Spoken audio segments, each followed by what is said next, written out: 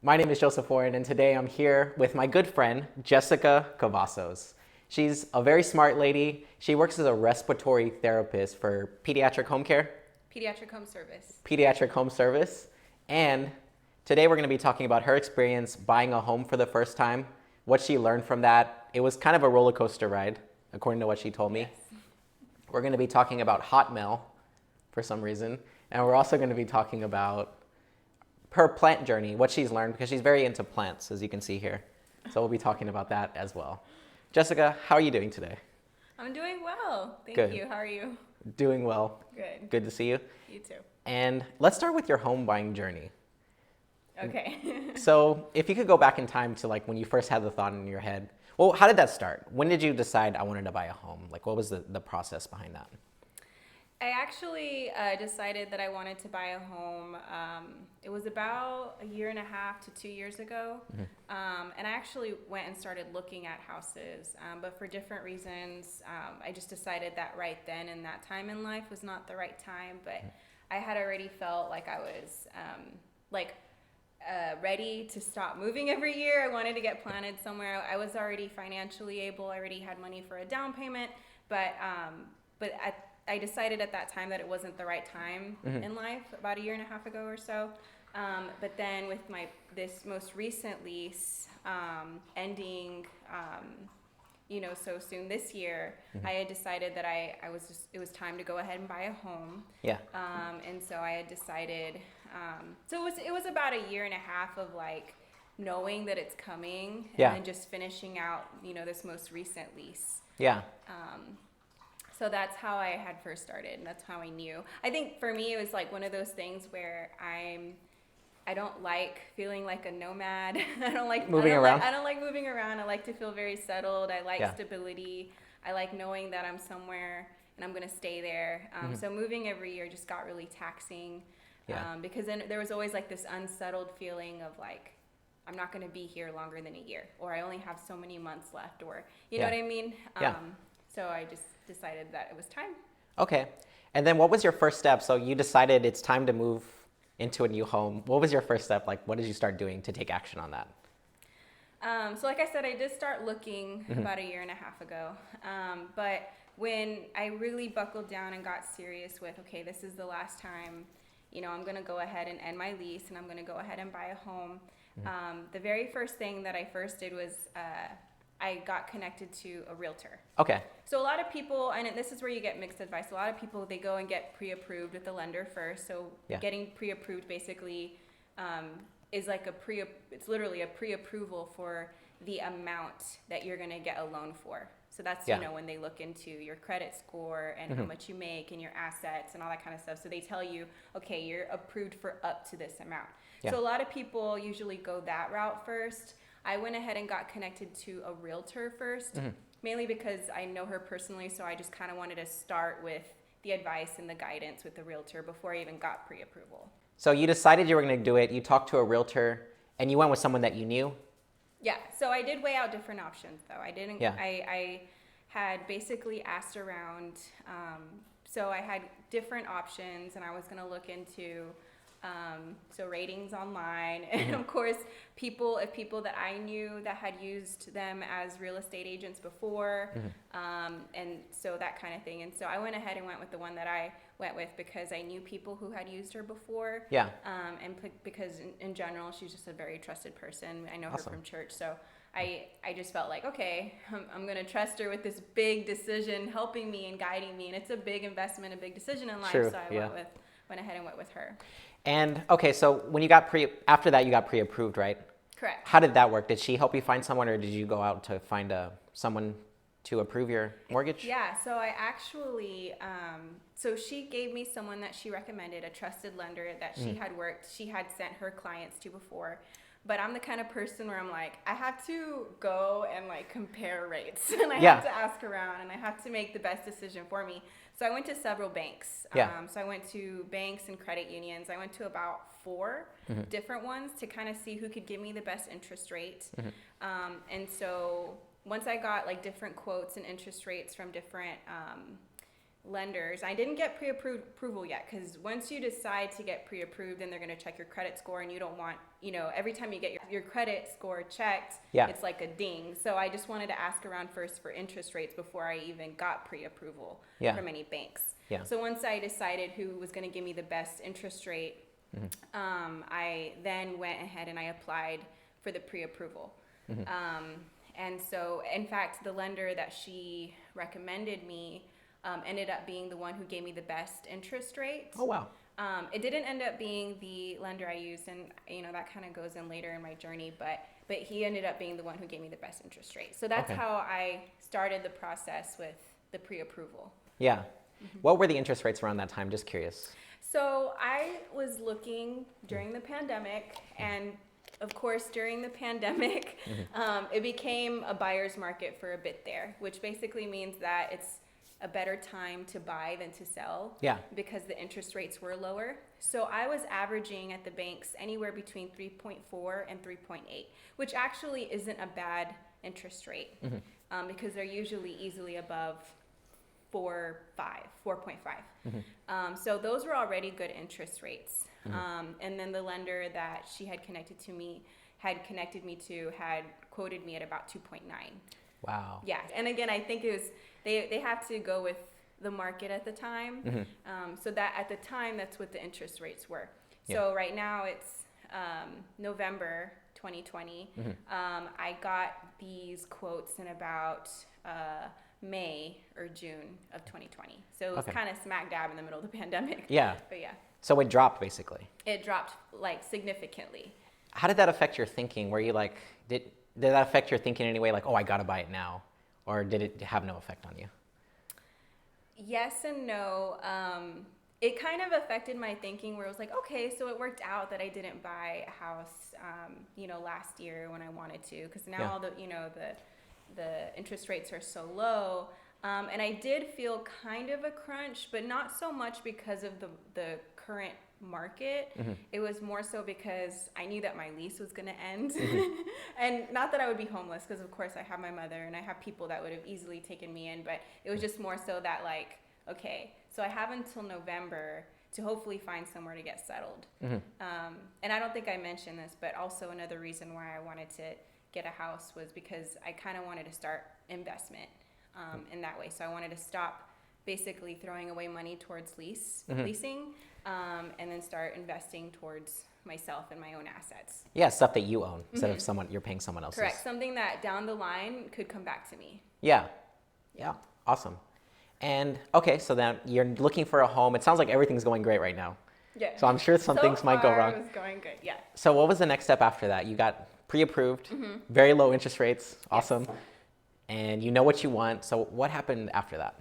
So after that was kind of course, there's the whole, you have to go through like this whole disclaimers thing and paperwork with the realtor, basically your rights and their obligations, that kind of thing. So after I did that with my realtor, then we started the home searching process, which is what people would, the fun part, I guess. You get to walk through homes and you get to pick out, this is what I want, this is what I don't want. Yeah. At that point, because you've been pre-approved for a certain amount, like what price bracket you fall under. So then you're targeting those homes that fall within your price bracket. And so that was fun because she basically called me and she was like, okay, what are all of the features and the characteristics that you want in your home? Yeah. So I got to tell her specifics, everything from, I want, white cabinets, and I want it move-in ready, or I want, just all this, I want this many bedrooms and this type of curb appeal, or, whatever. That's when you get to be specific. Yeah. What did you say there specifically? I mean, not like the bedrooms, but what did you say there specifically that people wouldn't have thought of? So me personally, and I think, that everyone's different with this, because me personally, I'm not very, handy. And then, to be honest, with my career, I just don't have the time right now to invest. So I personally wanted something move-in ready. Yeah. So something that already, I didn't have to worry about updating the appliances, that I wouldn't have to worry about gutting the cabinets, just because I don't have that skill set. Although I think that that's a really good way to go for people who want to customize their home according to, their taste. I think if you have that skill set, that's really cool. But Yeah. that was something that I specified. Mm-hmm. Something else that I had specified was, I am a single woman, so I wanted something in like a safer neighborhood. Mm-hmm. I didn't want to be super, this ended up changing because of where I ended up buying my home, but I wanted to be kind of I wanted to be kind of central. Okay. Kind of like, central. Basically, if I were to give you like boundaries, anywhere between Bandera and 35. So I told her location-wise where I wanted. In San Antonio, yeah. Yeah, in San Antonio. So I told her like exact location. I kind of told her even the color cabinets I wanted, Okay. the amount of bedrooms I wanted, Okay. how old the house I wanted, things like that. So those were all things that I was specific about. Some other things that I was kind of specific about was I didn't want to be like right on a busy like highway or a busy street. Yeah. Because a lot of homes, like literally their backyard, there's a fence and then there's a busy street with cars just going, 55, 60 miles an hour constantly. And I know I didn't want that. Yeah. So those were some things that I specified with her. And so the good thing is that she welcomed that. She was like, okay, be as specific as you want, And yeah. In the beginning, I didn't really know because for me, it was just kind of, okay, I want this many bedrooms and something move-in ready. Mm-hmm. But as we started to go see homes and I started to see, little things like, that I didn't realize would bother me and I didn't think about it until I started seeing homes. Like an example is like popcorn ceilings. Oh, yeah. I didn't think about like it. The early 2000s or something like that. Like Yeah. they made home with popcorn ceilings. Yeah. I didn't realize that would bother me. So once you start going to different homes, you start realizing, oh, I think I don't like this specific thing. Or Yeah. I realize I really do like this other specific thing. So that just it develops as you are seeing homes. You kind of start to know what you want. I didn't think I was picky, and I'm really not. Like, I think the way she just, there's people who are very picky, but I did realize as I was seeing homes, I'm like, oh, I do have a specific taste. There are things that I don't do like, so. Yeah. You noticed there were some things that you didn't like that you didn't even think of. What are some other examples of that in addition to the popcorn? Some other examples is I didn't like carpet in the common areas. Yeah. That was something. So, I mean, it's been pandemic, so of course the social distancing. But I'm thinking future. I like to host and have people over. Yeah. So things like game nights and movie nights and like little hangouts. Those are things that I enjoy. Yeah. So I knew that it's just easier to not have carpet in the common area. So that was something. I also realized I don't like it, or I like an open concept. So when I went to homes that had everything, every room in its own compartment, I realized I personally didn't like it. Nothing wrong with that type of house, of course, but for the vibe that I was going for the purpose of hosting in the future and things like that, I wanted everything together, open concept. Okay. Yeah. That's cool. Yeah, so those are things that I learned, after walking through some houses. What was one house that you went to where you're just like, no? And what was one house you went to where you're just like, yes, it may be this house, but... Yeah. So there was one that I went to, and it was interesting because from the pictures it looked really nice. And then I went to it and it had some quirks that I don't think came originally with the home. I think perhaps the family that was there before customized it for them, but it looked like they had converted like the dining room into a bedroom because there was, when you walk in, it was like the living space, and then you go further and you go into like the kitchen. Yeah. And then usually connected to the kitchen is the dining room, right? Mm-hmm. And they had another space there.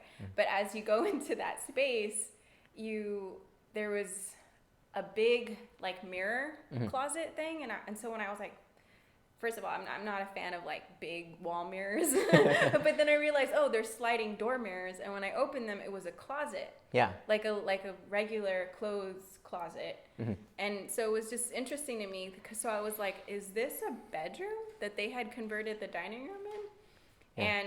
And it didn't look bad. You know, my realtor was like, "Oh, that's something that you could, you know, easily fix." I'm like, "No, I can't easily fix." Like moving the rooms around? I was like, I mean, I'm sure it is something that I could fix, but it was just one of those things where I'm like, that's a little quirky. Yeah. And it's interesting going to people's homes and, you know, finding little quirks like that, you know. Yeah. Again, nothing to, you know, talk bad, but, you know, it kind of makes the process fun. You know what I mean? Yeah, like you see things you weren't expecting. You see things you wouldn't expect, exactly. So basically that house had a dining room that had been converted into a bedroom? Yes. And where was the dining room then? Well, they had the main space. Like I said, you walk into the main space, and I'm assuming that they had it there, like with the living room. Because there wasn't a designated. It looked like that bedroom was supposed to be originally the dining room. Okay. So. Okay. Yeah. Very cool. And then was there one house that you went to where you were just like, yes, this is the best house? Let me think. Pre-owned homes, no. Okay. Yeah. There was houses that I saw like that online, and then I would call my realtor and it had just gone under contract. That happened a lot where it was like I said, it was such a buyer's market that the houses were just hot. Yeah. And it's like, if you didn't act on something right away, you know what I mean? Because there were so many times where I'm like, oh my goodness, I want to go see this house. And she would get back to me, oh, Jessica, it's just went under contract today, or just went under contract yesterday. And if you look online, she had like a portal that she sent me for me to be able to see houses that she was uploading to send me. But if you go like on Trulia or Zillow, which I was also doing, like I was basically looking at, you know, at all three websites. Yeah. They're not always updated. Yeah. So they would show that a house is for sale and it's still on the market when really it's not. So there was, you know, those situations. So that had happened actually a lot, but just houses that I saw online, none that I saw in person. Yeah. I think that's why I ended up going with a builder. You went with the builder? Right. And so, okay. And then with the builder, they basically built it to what you wanted? No. Okay. No. So my specific builder, so every builder is kind of different. So my specific builder, the collection that I was looking at, they basically, so the cool thing is I went to several builders and every builder is different. And the first builder that I went to, it was one of those things where you have a basic price for a home depending on the model. So every model has a basic price, but every single feature or upgrade keeps racking on the price. So for instance, if you want a different color cabinets, that adds to the price. If you want granite countertops, that adds to the price. If you want a tub and a shower, that adds to the price. If you want hard flooring instead of carpet in the living room, that adds. So all of those things are upgrades. The builder that I went to, all the upgrades are included. So the granite countertops and the hard flooring and all that kind of stuff is included. Good, yeah. But the downside was because the way they explain it was the builder buys things in bulk from like a distributor. And so everything is pre-chosen for you. But but it includes all the upgrades. Like you wouldn't have to pay. It's one set price. You just choose the model home that you want. Like the layout of the house. Correct. Okay. Yeah, the layout. Very cool. Yeah. And I know there were some setbacks. I know there were. What are some of the setbacks that you had, and what did you learn from them? So it's funny because when I first started the process, I mean, I went into it very naive. Like I went into it like, oh, I'm so excited and I know I'm ready for this because, you know, I've been wanting to for a couple years and have my down payment. You know what I mean? I just felt like a big girl ready to do this. And, you know, one of the first things my realtor told me was, she was like, just so you know, this is one of the most stressful processes you'll ever experience in life. And I was like, you know what I mean? Like, how can it be stressful? I get to choose a house and she warned me about that. And like I said, I just kind of went into it naively thinking that that's not true. You know, I'm going to find the house. Everything's going to go smooth. Yeah. And then in November-ish or whenever, I'm going to be in my home. Yeah. But yes, it was a very stressful process. Okay. So I think there were a couple times that perhaps I even texted you and I was like, this isn't going to work out. I'm pulling out. So there was different hiccups that went along the way. Do you want me to tell you what those were? If you could, the ones you're comfortable sharing, Absolutely. So So once I decided, so after I decided to go ahead and buy a new construction home, and the reason why I came to that was different reasons. So what made me come to that decision was I would have that move-in ready aspect, right? Yeah. Because everything's brand new. So your appliances, your HVAC, your foundation, like all of that is going to be brand new. Okay. So that just already, off my box. Yeah. Price-wise, it really wasn't that much more expensive to build than to buy a pre-owned home. Now, yes, generally speaking, you can get more square footage with a pre-owned home for the same price. Yeah. But the homes that I was looking at and the builder that I had, and it ended up kind of not really being a big difference. Yeah. So I just went ahead and decided, to go ahead and get a builder to buy a new construction home, to build a new construction home. And so basically, it was once I chose the layout of the home that I wanted, the expectation was set for me that I would be getting weekly updates on my home. Yeah. And needless to say, that didn't happen. Yeah. So about a month and a half went by, and I didn't get a phone call from anyone from the builder. Wow.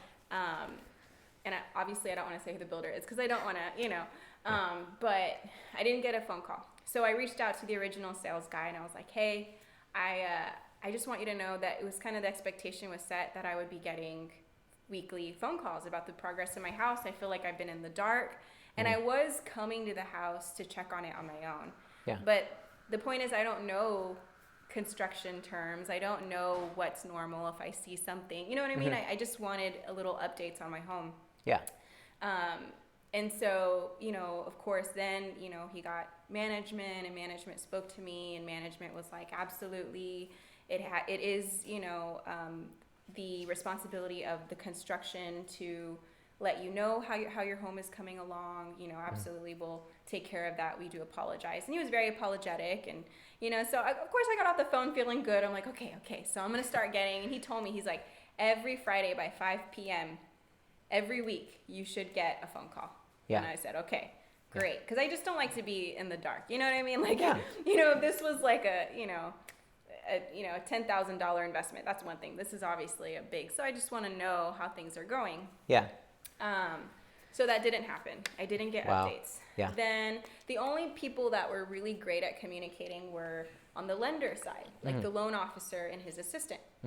So his assistant was calling me because they needed different documents. They needed proof of assets. They ask you what they need and everything.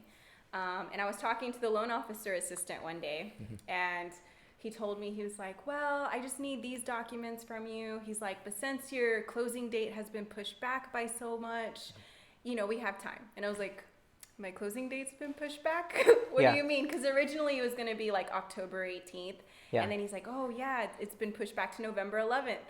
Yeah. And I was like, okay, is this something I should have known? And he's like, oh, yeah, And he kind of got embarrassed. Like, he felt like he said something he shouldn't have. And needless to say, I was upset. Yeah. I was frustrated because that's exactly what I meant. You know what I mean? That I wanted that communication. And mind you, this was probably a week or two after I had spoken to that manager, and I didn't get a phone call, as was promised to me. Yeah. So I was pretty upset that wasn't communicated to me. So I did contact, and poor thing, the sales guy. I mean, I feel like these things were not his obligation to take care of, but he was the only point of contact that I had. And so I contacted him again, and I said, hey, first off, I never got the phone calls that I was told I was going to get on updates in my home. Second off, I found out that my closing date was pushed back, and the way that I found out about it, I'm pretty sure is not the way I'm supposed to find out about it. Yeah. And saying, you explain, like, with the pandemic, construction's been delayed. And for me, I mean, I understand that, it's one of those things where I know the pandemic has affected a lot of things in all kinds of businesses. Yeah. I think it was just how I found out that was frustrating. Yeah, and the fact that it was from the loan officer assistant, and he thought I already knew. So it was something that apparently was decided, but it wasn't communicated to me. Yeah. So that happened. So that kind of put a sour taste in my mouth again. About a week or two later, the appraisal for the home came. So the appraisal is basically where the appraiser goes to the home and he comes up with what the house is actually worth. Okay. Money-wise. So the appraisal came back, and the appraisal was significantly less than what they were selling me the house for. Yeah. And so it was like $11,000 less, which is a lot of money for what they were selling it to me for. So of course my realtor was like, "Oh gosh, we gotta figure this out." So she called them and was like, "We gotta bring this down to appraisal price. That's a big difference. You know, 1,000 or 2,000 is one thing, but 11,000 is a lot." Yeah. And so of course that gave me a ton of anxiety because I don't want to pay more than what the house is worth, of course. You know, I want to be able to quickly meet equity, you know, that kind of thing. But of course I didn't know how that they were going to respond.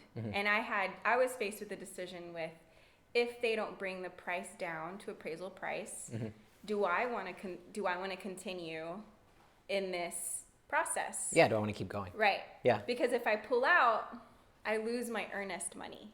Okay. Earnest money is basically a payment that you pay up front saying, "Hey, I'm earnest that I'm serious about buying this home." So it's kind of like a down payment, but it's not, because it's credited into your closing costs. Okay. But if you pull out, you don't get it back. How much was that? I actually didn't have it was $1,000. Okay. Which is actually not a lot, because usually they're like, I don't know, $2,500 or something. Okay. My realtor. Yeah. So it wasn't a lot, but still, you know, it was like something I had to decide. And then I was also faced with, like, do I want to pull out, but do I want to buy something that I know is appraised for significantly less, you know? Yeah. So I just, you know, anxiously waited for what they were going to say, because she made that phone call. She said, "Hey, bring it down to appraisal." Yeah. They did not bring it down to appraisal price, but they did bring it. So like I said, the difference was 11,000. They brought it down 9,000. So they brought it down, so it was 2,000 more than appraisal. Yes. Okay. And so there I was with that decision. And again, I already had a sour taste in my mouth because, you know, the lack of communication, and then the whole closing date being pushed back almost a month. Yeah. And now we added this situation. So already I'm just not having fun in the process. You thought it was going to be so much fun. I was like, I thought I was going to be living the dream. You know what I mean? Yeah. And I was already frustrated, you know.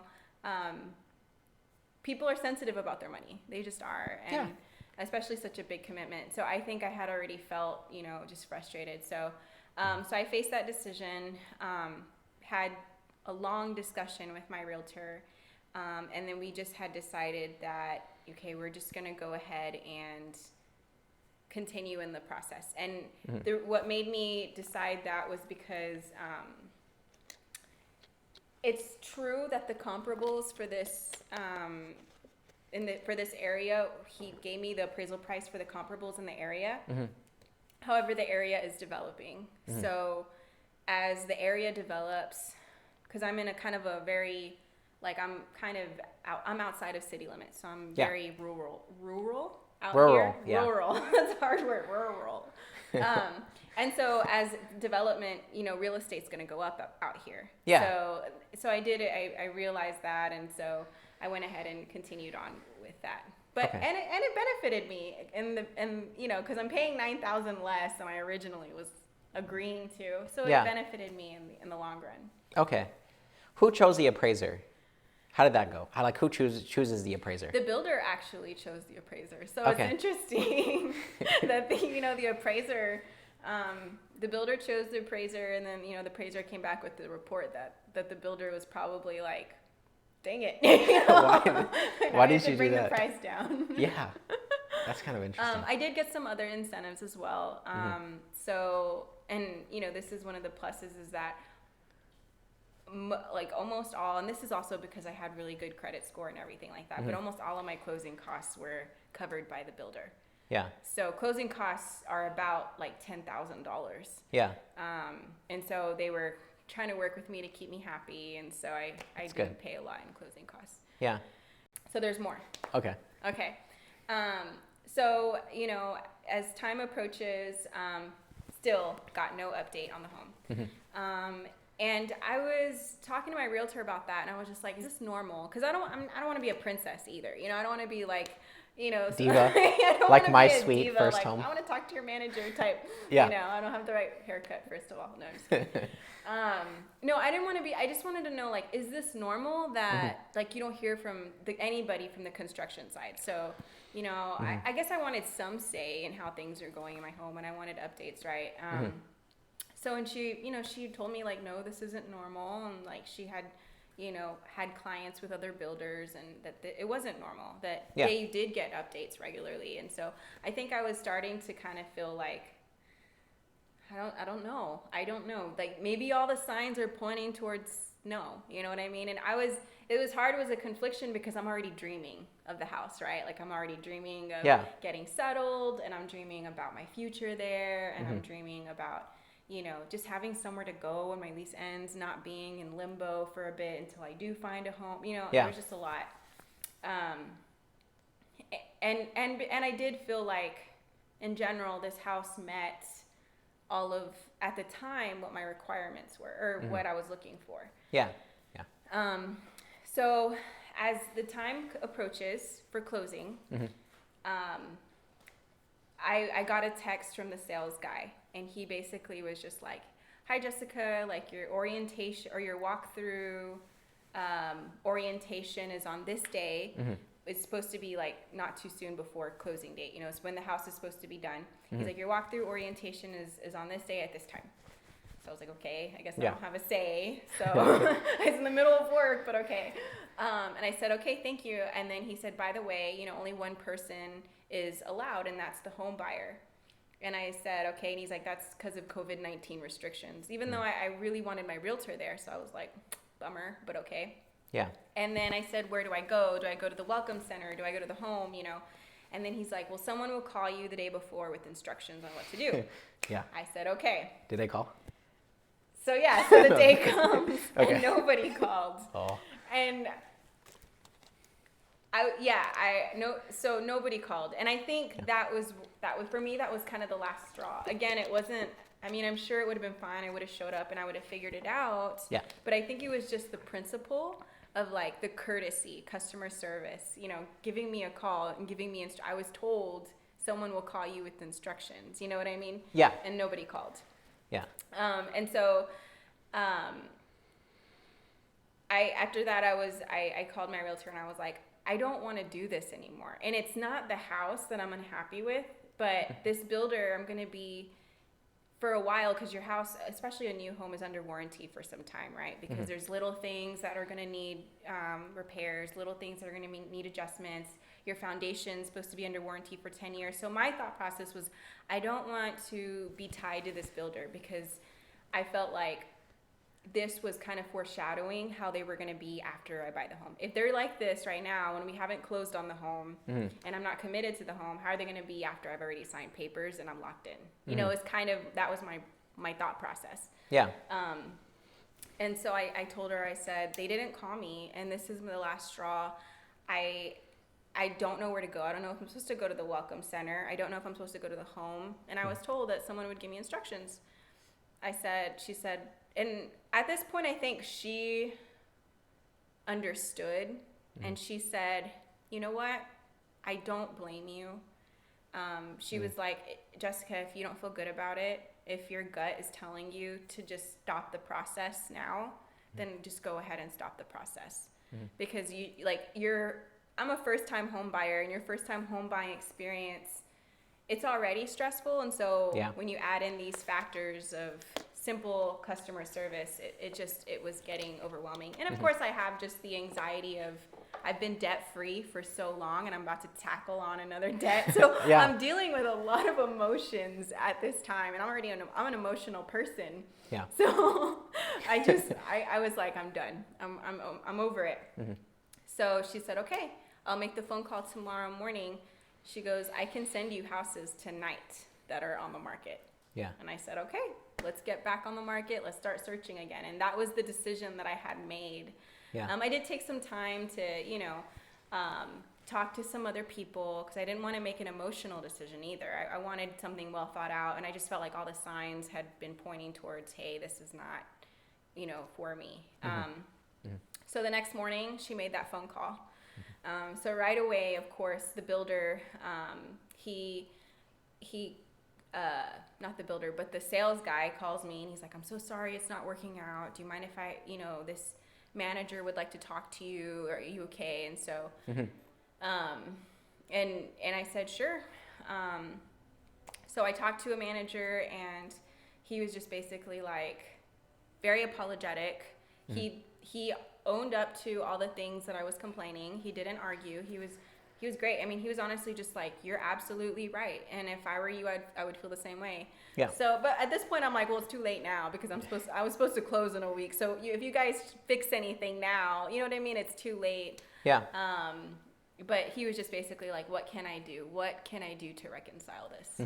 He was basically like, I'll do anything to rectify the situation. Yeah. What can I do?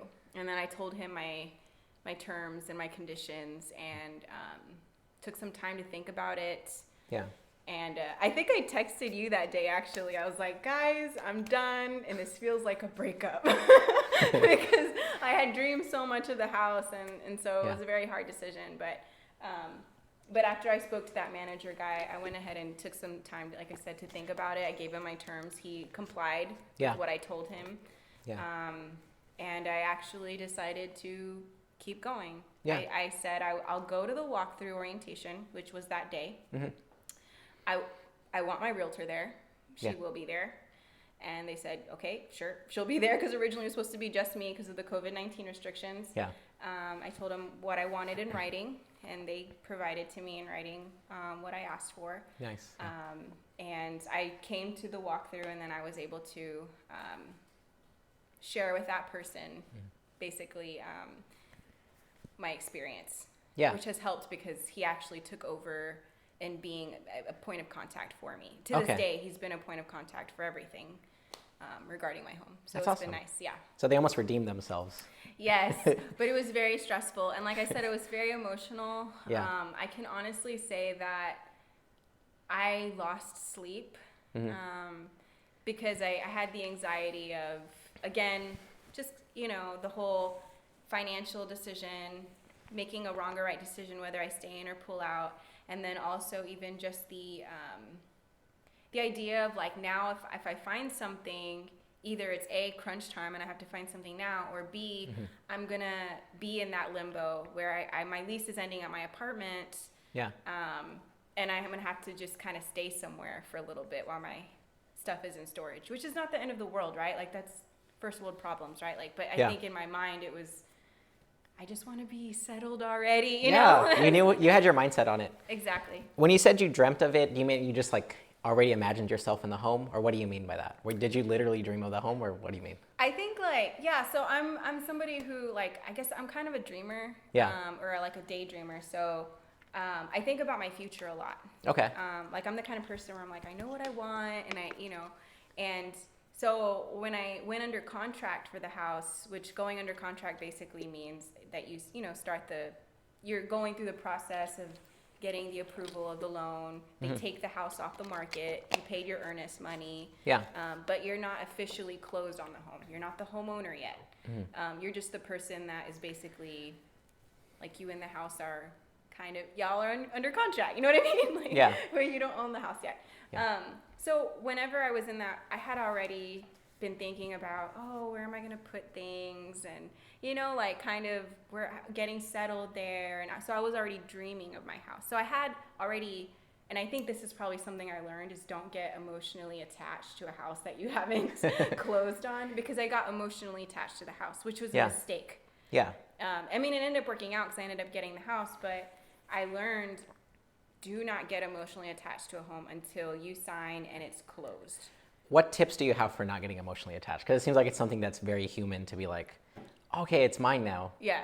And then you start thinking, I'm going to put the couch here. I'm going to put the vapor, what is that? My diffuser. My diffuser over here. Yeah. So what advice would you give yourself specifically for not doing that, if you could go back in time and talk to young Jessica? Yeah, to be honest with you, I think just having, now I know, that so many things can go wrong in the contract process. I mean, the home buyer may not get approval for the loan. Yeah. For one, pandemic happened. People could lose their job, so all of a sudden you have to pull out a contract. Like if you lose your job or whatever, anything with deciding for any life event could happen. And so I guess I would have just told myself, keep your mind open, because at that point I had already closed my mind to even looking at what else is in the market. Because I was like, I found my house. It's mine. Happening. This is going to be my house, and I'm not even going to see what's out there. So I partly did that not to confuse myself, right? Because you know, I didn't want to like get confused every time I saw a house I liked online. But at the same time, like I said, I had closed my mind to it entirely, and I just instantly became just emotionally attached to this house that I'm getting and the idea of being in it. And that just stressed me out, as opposed if I had just had like a neutral, hopeful, but more of like a sober mindset of like, this could not work out for a number of reasons. And if that's the case, I'm not going to be heartbroken over this home, because it is a big investment. So you ultimately have to make the decision that is not going to like, it's a big decision. You have to make a decision that's at the end of the best for you financially, best for your future, and where you're at in life. Awesome. Very good tips. Thanks. I like it. And the nice house. We're here right now. You can see the nice backdrop. And would you like to show your dog? Oh my gosh. Leia. Up. Up. There, you can kind of see her little face. Aw, that's Leia. And this is Leia. She's actually technically my sister's dog. Sister's dog. And she's a corgi, like a big corgi? She's a half corgi, half healer. So she's a cowboy corgi. Cowboy corgi. Yes. Okay, very cute. But she looks like a corgi. She just looks like a big corgi. And she acts like one too. Yeah. I think. Okay. Sweet. And final question for this segment. I'm going to keep that in. No. Or you're like. Okay. Okay. Why do you have a hot mail? I'm just kidding.